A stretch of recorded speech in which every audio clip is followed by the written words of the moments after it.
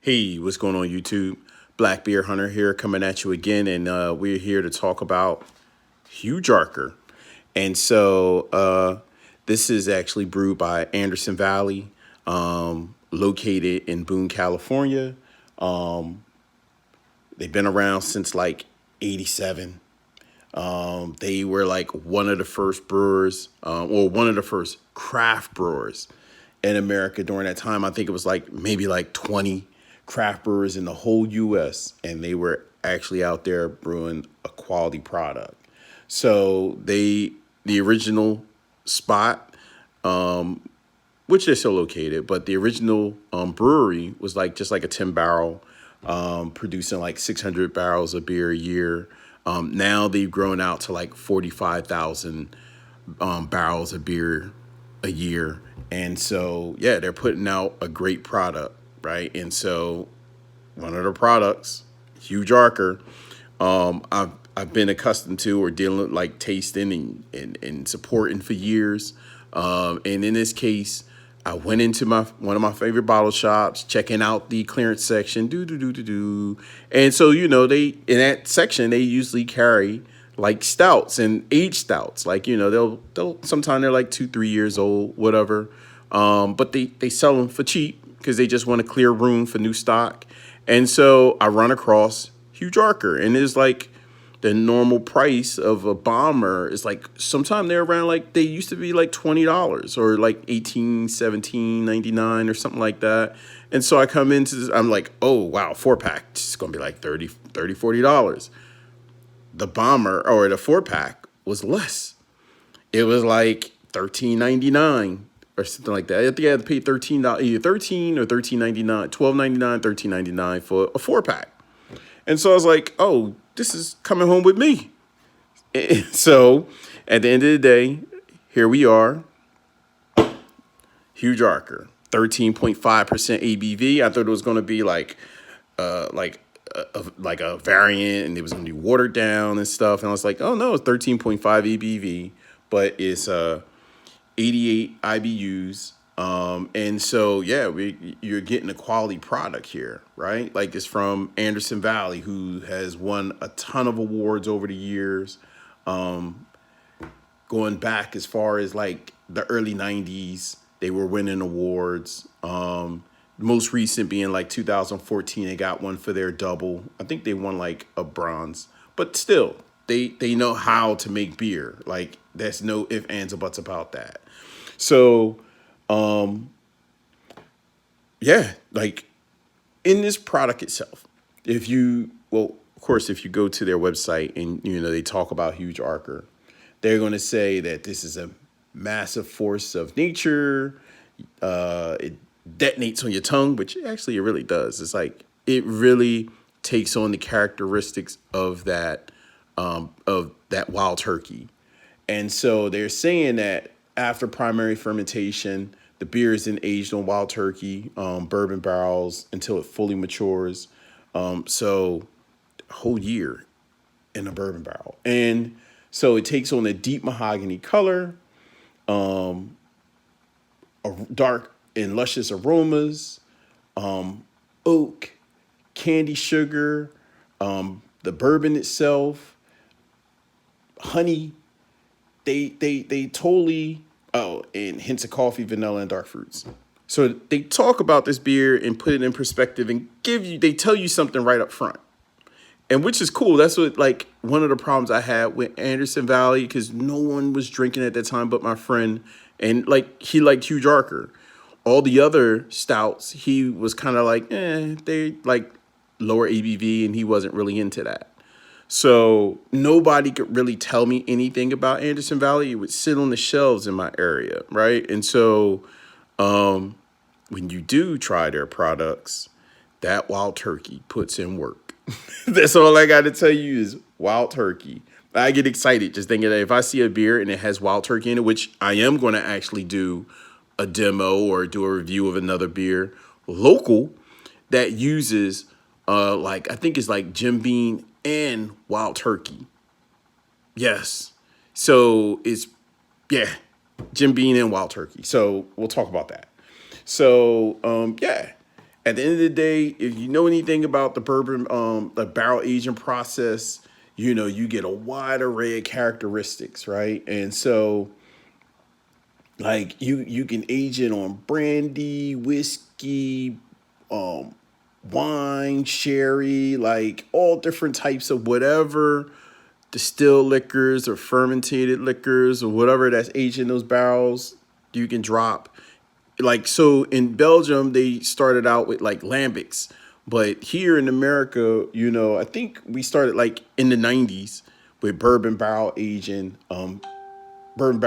beers.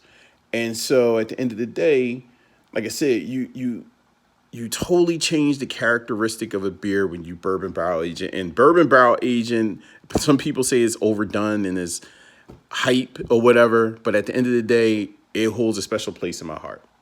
That's all I'm going to say about it. So we're not here for a history lesson. We're here for a review.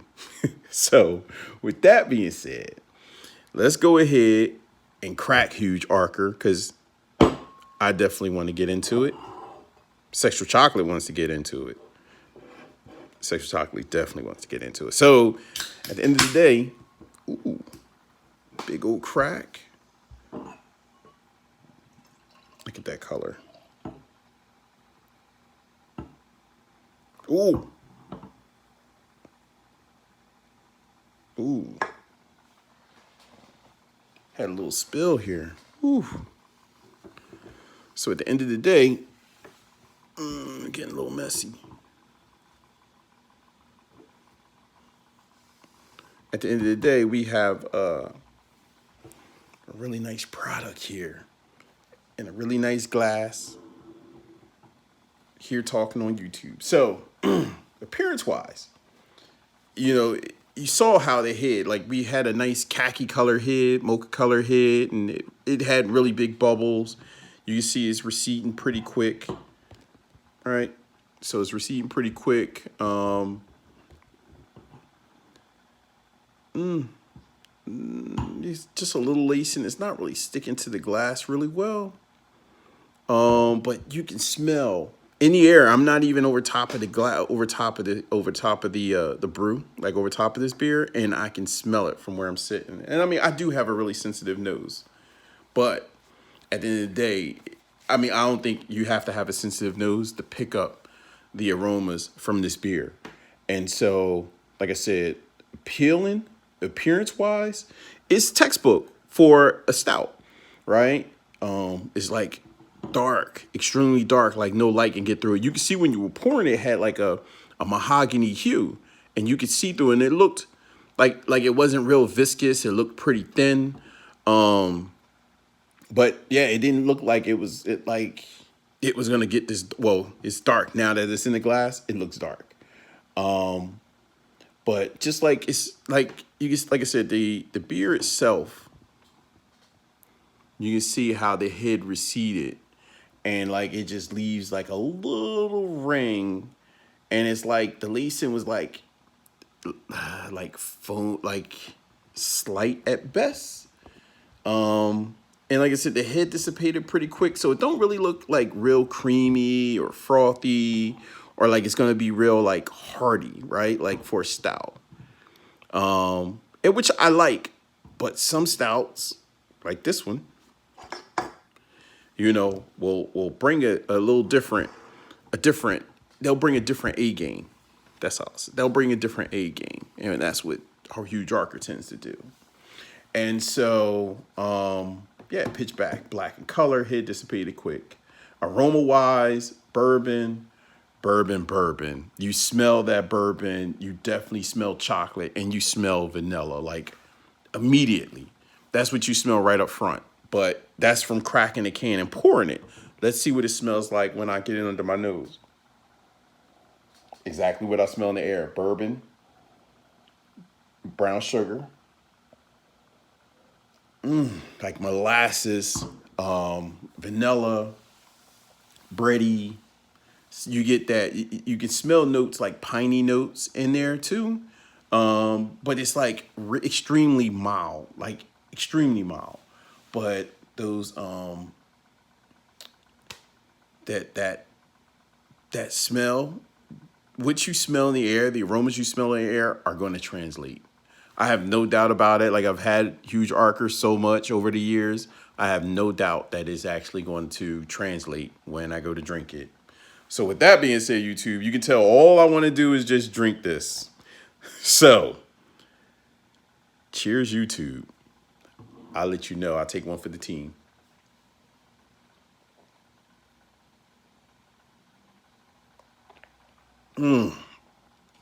Oh, oh my gosh, that chocolate. So, you ever go to the liquor store and they offer you like right at the counter? You know how you go to the counter and they always have like candy and stuff around it, and they have those little liqueur candies. That's exactly what that tastes like. It tastes like a wild turkey candy that you picked up off the shelf at the liquor store. And so that dark chocolate, you like marshmallows, and that's what it tastes like. The vanilla is like from marshmallows and chocolate syrup, dark fruits, cherries, like ripe cherries too, not like tart cherries. And so, man, like some licorice or molasses and stuff. Like it's extremely dark. It's like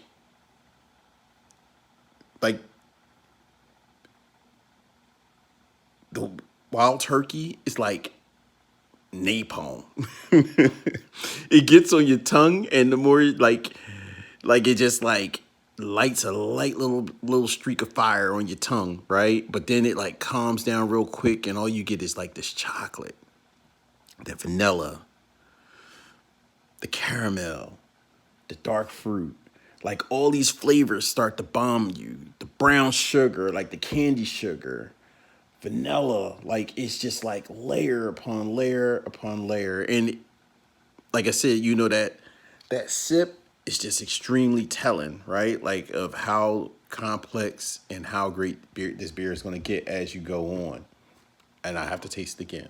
That wild turkey.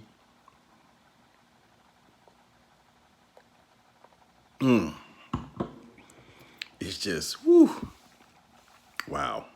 So feel wise, like I said, it's not real. It's a medium body, low on the lower end, right? Like it's not extremely thick.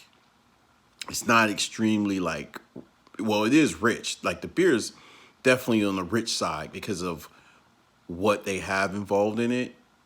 But like it's definitely like it has a decent viscosity, but it's like on the lower end. And I mean, it's just right. Like I said, I don't have to have a beer that feels like a meal, especially when it comes to stouts. I like stouts like that, but I don't have to have it all the time. But this, because of that bourbon, the bourbon does it justice. And so it's kind of thin, but it kind of like it's still like because of the ingredients, you can feel that joker whacking on you each time that you take. It's like it tastes like different each time that you take a sip. You get like something becomes a little bit more prominent, or you notice something different. But viscosity wise, I like the viscosity, like the medium, like it's like a medium body beer. It lingers. It's definitely sitting on my tongue. And like I said, I'm talking to you and it's like marshmallows. And then it's like whiskey, like marshmallows and whiskey mostly right now. But you get like those earthy notes are kind of lingering. Like I said, you get things that kind of linger, and this actually coats your tongue really well. And it kind of dissipated, like it's like it dissipates or whatever, but it still kind of hangs around, so it lingers. It tastes really great. It's not like creamy or anything. It just tastes really good. That's all I can really say about it. Like it's it's that bourbon. That bourbon is like Wild Turkey. Most people are like, Wild Turkey, but this one with Wild Turkey, this beer in particular, this stout, they do a really great job with it.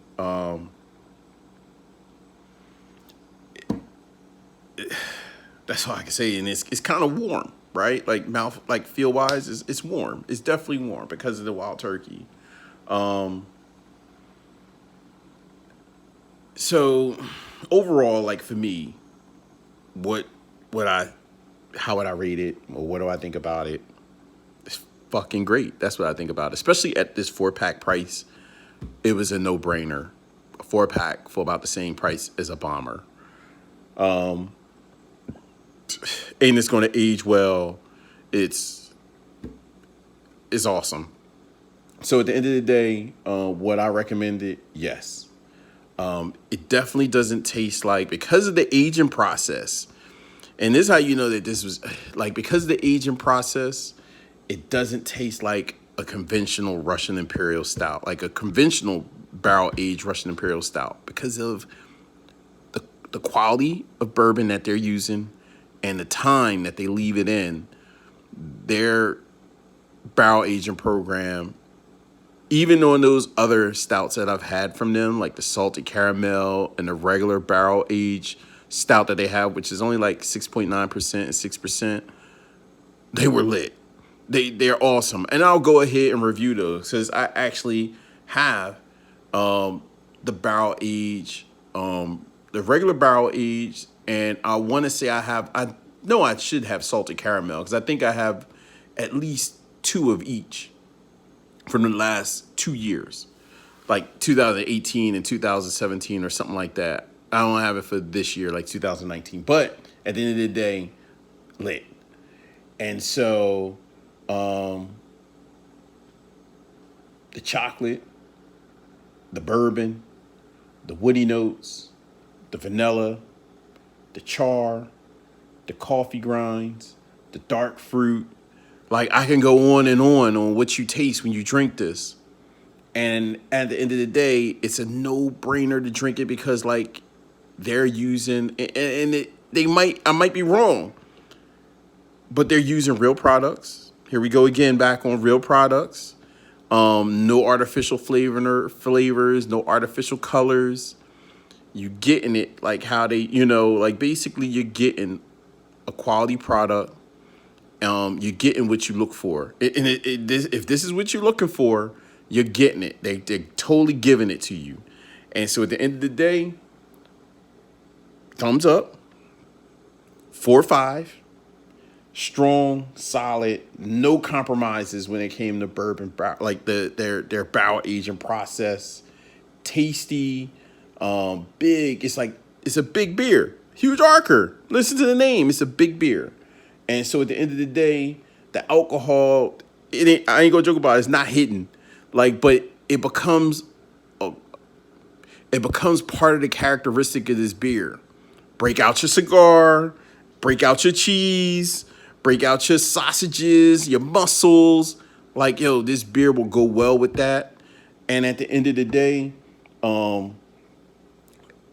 this beer is not for the faint-hearted. That's all I'm going to say, is not for the faint-hearted. If you're like into just like light beers and sours, and I normally don't even talk about that, but most people are going to complain because of the Wild Turkey. Like I said, I have a special place in my heart for Wild Turkey. That was one of the first times I've even had alcohol when I was in high school. It was the first time. And so at the end of the day, I have a special place for Wild Turkey. So with that being said, it does really well with a stout. And so at the end of the day, not for the faint-hearted. They get the well-deserved thumbs up. They get the well-deserved ratings. They get the well-deserved, like, it should be more acclaimed. Like, you have people running out for beers with artificial flavors and coloring and whatever else that's in it. And they're like, this is the best beer ever. And so at the end of the day, here we are with a really great product. It should be more highly touted. Like I said, at the end of the day, this company has been around since the 80s, making craft beer, And basically, yeah, they I'm not gonna say they fly under the radar, but yeah, they're flying under the radar where people are not talking about them enough. And so, yeah, I appreciate their complexity. I appreciate their aggressiveness. Huge Arker, keep it up. You try it. You tell me what you think, because this guy right here tried it. And so, yeah, man, let's talk beer. And at the end of the day, you tell me what you think about Huge Arker. You can tell me what you think about, yeah, you tell me what you think about their barrel aging process, what you think about Wild Turkey, what you think about the base stout itself. And so, yeah, that's what we here for. We here to talk. You're watching this video because you're here to talk beer. And yo, if you watch this video, hit me up. Just talk. Let's start the conversation.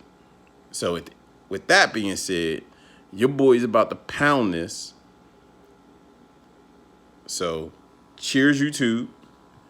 And your boy is out. Peace.